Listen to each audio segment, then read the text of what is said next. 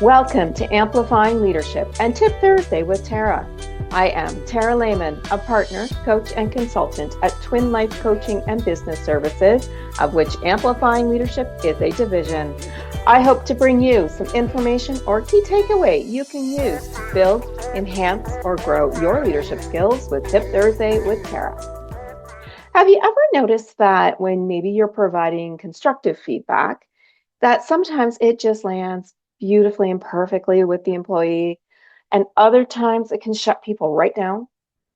Sometimes the difference does come down to the trust factor, the trust that they have with you and the trust that you're showing to them. When people trust that your intent is good, they'll actually hear your feedback more so as helpful guidance than something that they don't want to hear, or that maybe they'll hear as criticism, for example. So how do you do this? How do you give constructive feedback that builds trust instead of breaking it down? So I want to give you my approach that I find does work a lot. And a lot of my clients like this approach because it is easy, but also allows some accountability to the employee. Start with some gratitude and also something positive. So for example, I always begin by thanking the person for being there and acknowledging that they're doing something well related to the situation. For example, thanks for taking the lead on the meeting yesterday. Your preparation really showed. It sets the tone and reminds them that you do see value and good in what they do, not just whatever the issue is. Second is you want to share your feedback with them clearly but respectfully. Always being direct, but always kind, professional, no yelling and screaming. All right, so avoid piling on too many details or using phrases such as you never do this or you always do that.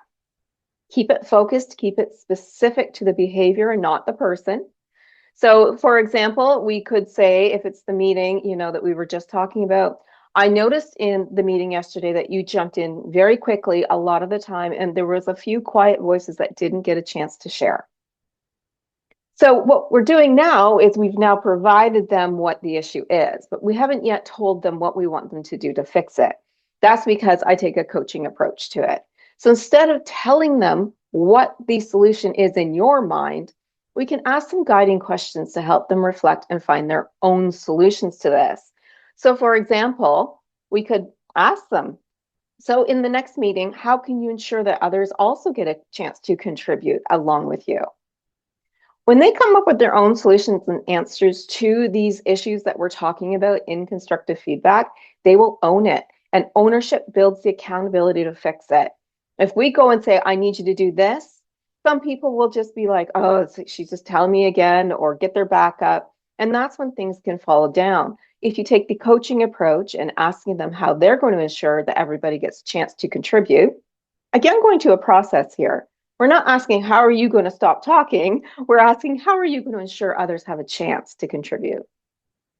Then you want to end so that they feel confident and supported. So you're going to reinforce your belief in their abilities to do their job.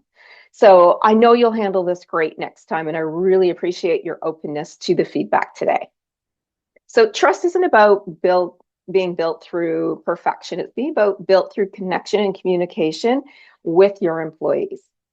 So here's your challenge this week. Think of one piece of constructive feedback you've been holding back on, or maybe you need to do based on something that happened today or yesterday. Use these 4 steps. So you're going to start with some gratitude. You're going to be clear on what the concern is, coach through the curiosity and getting their solutions, and end with confidence.